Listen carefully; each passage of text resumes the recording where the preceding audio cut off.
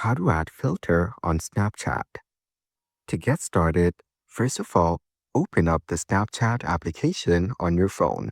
You will then be taken to the camera screen on Snapchat. On this screen, check out the filters right beside the capture button.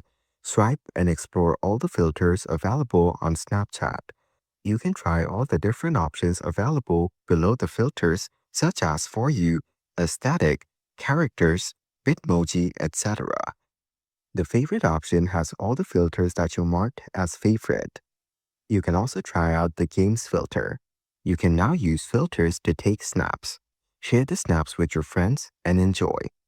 So, by following these simple and easy steps, you can go ahead and add filters on your Snapchat. Thank you for watching. Please leave a like if this tutorial helped you, or leave a comment below if you have any questions related to the video.